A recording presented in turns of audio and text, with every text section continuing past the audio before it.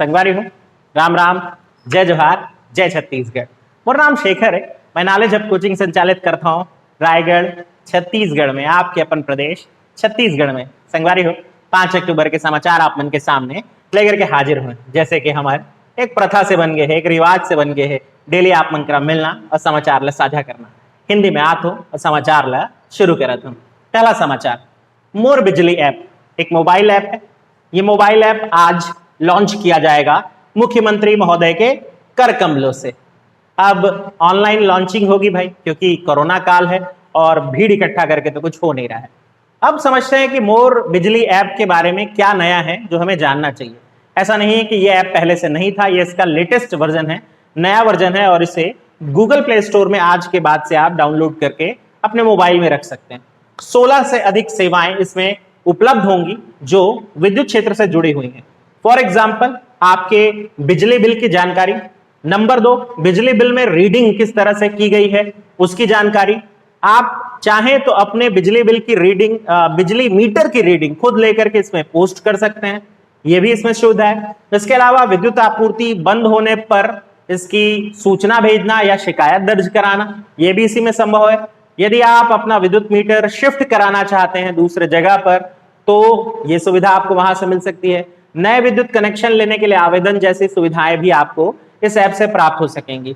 इस ऐप में और बहुत सारी ऐसी सुविधाएं हैं जो कि एक विद्युत उपभोक्ता या विद्युत जो सुविधा है लाभ लेने वाला, उसके लिए बड़ी जरूरी हो सकती है। इनफैक्ट बिजली बिल पटाना भी इसमें से संभव हो सकेगा। तो आप ये डाउनलोड कर सकते हैं और रख सकते हैं अपने पास। इसके बारे में और थोड़ा सा जान लेते हैं हम। मोर बिजली app Chhattisgarh state power distribution company, Chhattisgarh state power distribution company के द्वारा तैयार किया गया एक मोबाइल एप्लीकेशन है।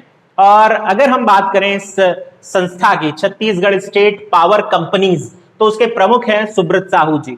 वो भी ऑनलाइन जो ये उद्घाटन होगा उसमें मौजूद रहेंगे और उनकी मौजूदगी में ये सब संभव हो सकेगा। तो ये था पहला समाचार। अब बात करते हैं दूसरे समाचार की। इमली चस्का नाम लेते ही वाटरिंग इन द माउथ शुरू हो गया, मुंह में लार सलाइवा बनना शुरू हो जाता है ना इमली सुनते ही।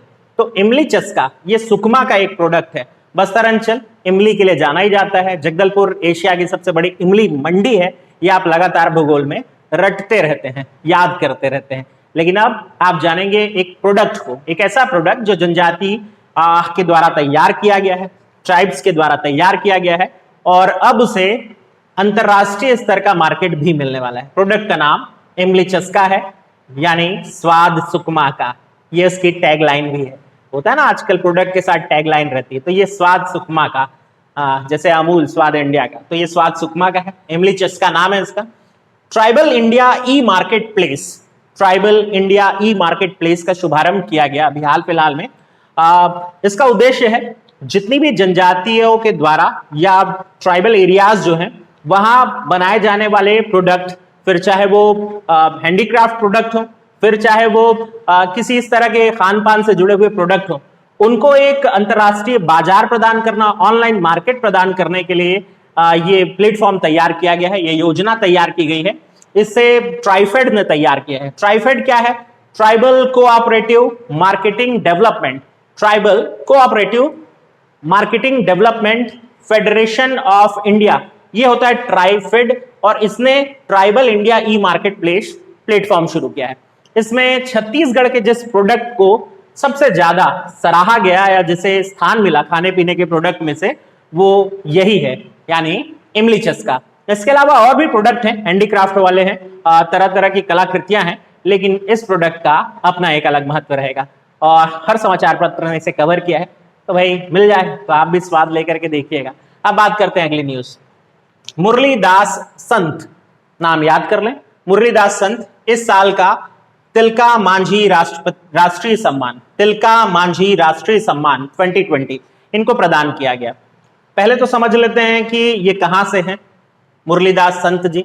ये पोड़ी उपरोड़ा ब्लॉक यानी जिला कोरबा, और उस कोरबा में भी बिंझरा गांव के निवासी हैं। क्या कार्य करते हैं? जनजातीय क्षेत्र जो है वहां सामाजिक जागरूकता लाने का काम करते हैं। वन अधिकार पत्र की जानकारी, अपने अधिकारों को समझने जानने में सहायता करते हैं। खास तौर पे विशेष पिछड़ी जनजातियों के लिए काम कर रहे हैं। छत्तीसगढ़ में अगर विशेष पिछड़ी जनजातियों की बात की जाए तो अबुझमाड़िया, बैगा, बिरहोर, कमार और पहाड़ी कोरवा, ये 5 केंद्र सरकार द्वारा घोषित विशेष पिछड़ी जनजातियां हैं या केंद्र द्वारा मान्यता प्राप्त। 2 और हैं जिनको हम हमारे राज्य में मान्यता दे रखे हैं, लेकिन यहां बात हो रही है इन 5 की, इसलिए उनको इंक्लूड नहीं कर रहे हैं। ठीक है, तो हम ये समझते हैं कि इन्होंने उनको अपने भू अधिकार के बारे में समझाया, वन अधिकार पट्टा किस तरह से उनको मिल सकता है ये समझाया, उनके अपने हक क्या हैं ये बताने के लिए लगातार काम करते रहे हैं, और इसलिए समाज सेवा के इस कार्य के लिए इनको ये सम्मान तिलका मांझी राष्ट्रीय सम्मान मुरलीदास संत जी को दिया जा रहा है। पोड़ियोप्रोड़ा कोरबा। अब बात करते हैं जल जंगल यात्रा। बड़ा इंटरेस्टिंग सा एक कॉन्सेप्ट है जल जंगल यात्रा। ये केशकाल यानी कि जिला कोंडागांव में निकाली गई। किसके द्वारा? केशकाल वन मंडल के द्वारा। केशकाल वन मंडल ने इसे बकायदा आयोजित किया। 100 से अधिक लोग जो आसपास के रहवासी थे वो इसमें जुड़े और लगभग 10 किलोमीटर का एक सफर जंगल के भीतर पैदल तय किया गया। ये जगह थी टाटामारी पर्यटन केंद्र। टाटामारी एक वन परिक्षेत्र है, वन क्षेत्र है कोंडागांव का, और लगातार इसको टूरिज्म में पेपर में खूब उल्लेख किया जा रहा है, न्यूज़पेपर्स में। तो आप आने वाले किसी एक एग्जाम में इस प्रश्न को निस्संदेह निश्चित रूप से आप देखने वाले हैं। जगह है टाटामारी, जिला कोंडागांव, केशकाल की बात कर रहे हैं हम। वहां ये यात्रा निकाली गई, जल जंगल यात्रा। वन्य प्राणी संरक्षण सप्ताह मनाया जाता है, अक्टूबर का जो फर्स्ट वीक होता है उस के उपलक्ष्य में आयोजन किया गया। और इस आयोजन में जैसा कि मैंने आपको बताया कि लगभग 10 किलोमीटर की पद यात्रा लोगों ने की। साथ ही साथ बैगा जो थे या झाड़ फूक करने वाले जो लोग होते हैं या वैद्य समुदाय जिनको जड़ी बूटियों का ज्ञान होता है, वो इस दल के साथ साथ चले और लोगों को इस बात की जानकारी भी देते गए कि कौन सी जड़ी बूटी किस तरह की उपयोग में आती है, वो जंगल में किस तरह से मिलती है। तो ये एक तरह से अपने वन से लोगों को जुड़ने और अपने वन के संरक्षण के लिए प्रेरित करने वाली पहल है। नाम याद रखेंगे इस पहल का, पहली बार हुआ ऐसा जल जंगल यात्रा। जगह केशकाल, टाटामारी पर्यटन स्थल। अब बात करते हैं अगली न्यूज पर, साहूकारी लाइसेंस। अब तक ऐसा होता था कि साहूकारी लाइसेंस प्राप्त करने के लिए एसडीएम साहब के पास आवेदन करना पड़ता, लंबी लंबी लाइनें लगानी पड़ती है और फिर अपनी बारी का इंतजार करने के बाद फिर लाइसेंस प्राप्त होता। 5 साल तक वो लाइसेंस वैलिड रहता और फिर रिन्यू कराने के लिए फिर वही सब। लेकिन अब इस प्रोसेस को ऑनलाइन कर दिया गया है। पहली बार ऐसा हुआ है कि छत्तीसगढ़ सरकार के द्वारा साहूकारी प्रथा यानी लेन देन संबंधी जो प्रथा है उसे ऑनलाइन कर दिया गया है। ऑनलाइन इसमें जो साहूकार है वो अपने आप को रजिस्टर्ड करा सकते हैं और रिन्यू भी 5 साल बाद वो अपने लाइसेंस को करा सकते हैं। इसके लिए क्या करना होगा? इसके लिए उन्हें जाना होगा revenue.cg.ni.in इस साइट पर और जाकर के आवेदन अपना कर देना होगा। 2 अक्टूबर से इस योजना को शुरू कर दिया गया है। आज मुझे खबर मिली तो मैं आज साझा कर रहा हूं। अब आप याद रखेंगे, ऑनलाइन हो गई साहूकारी की जो प्रथा है या साहूकारी का जो तरीका है लाइसेंस उसका। अब बात करते हैं रक्षा पत्थरा गांव। ये गांव जो है अलग कारणों से चर्चा में है, लेकिन चर्चा में आया है तो पहले तो समझ लेते हैं कि क्यों चर्चा में है। रक्षा पत्थरा ऐसा नाम क्यों है?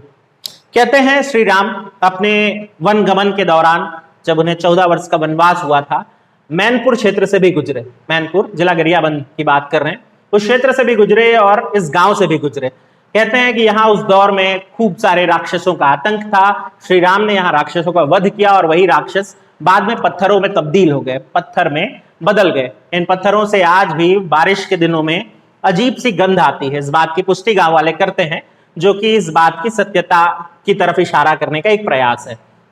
कहानी जो भी रही हो, सच रही हो, झूठ रही हो, रक्षा पत्थरा गांव इसी तरह से अपने नाम को प्राप्त किया। ये गांव अब अपनी बदहाली को रो रहा है क्योंकि यहाँ न तो पर्यटन की संभावनाएं विकसित हुई और ना ही मूलभूत सुविधाएं विकसित हुई हैं। सड़क, पानी, स्कूल, स्वास्थ्य जैसी सुविधाओं से दूर होने के कारण ये गांव अब मांग पर अड़ा है कि भाई इसका भी उद्धार किया जाए, जब आप राम वनगमन सर्किट तैयार कर ही रहे हैं। अब बात करते हैं अगली न्यूज पर, अहिरण नदी। ये नदी, एक तो हमेशा से मुझे ये नदी का नाम बड़ा आकर्षित करता था। अहिरण नदी कोरबा की एक नदी है, स्थानीय नदी है, कुसमुंडा क्षेत्र में प्रवाहित होती है। चर्चा में अभी इसलिए आ गई है क्योंकि अहिरण नदी प्रदूषित हो रही है। प्रदूषित हो रही है उस क्षेत्र में मौजूद प्लांट जो हैं, उद्योग जो हैं, उनके राखड़ के द्वारा। उसके राखड़ को इस नदी में बहा दिया जा रहा है और इस कारण आसपास के 10 गांव जो इससे जल प्राप्त करते थे उनको पेयजल की समस्या उत्पन्न हो गई है। तो भाई देखें सरकार इस पर क्या पहल ला रही है या क्या करने वाली है।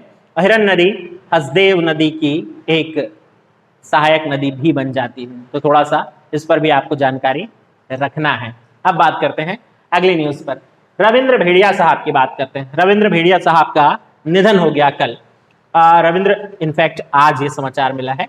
रविंद्र भेड़िया साहब छत्तीसगढ़ क्षेत्र में कभी आईजी के पद पर भी रहे और इनका संबंध जो है वो डोंडी लोहरा क्षेत्र से रहा है, यानी जिला बालोद की बात कर रहे हैं। वैसे इनका वर्तमान परिचय इस तरह से भी दिया जाता है कि ये महिला बाल विकास मंत्री अनिला भेड़िया के पति देव हुआ करते थे।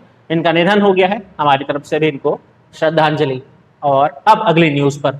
अगली न्यूज जो है वो एक झींगे की प्रजाति से है, मैक्रोबैकियम रोजनबर्गी। मैक्रोबैकियम रोजनबर्गी ये झींगे की एक प्रजाति है। वो प्रजाति जो बंगाल की खाड़ी से यानी समुद्री क्षेत्र से तैरते हुए एक लंबा सफर तय करती है। ये सफर गोदावरी नदी से होते हुए उल्टी धारा में इंद्रावती नदी और फिर पहुंचता है भद्रकाली तक।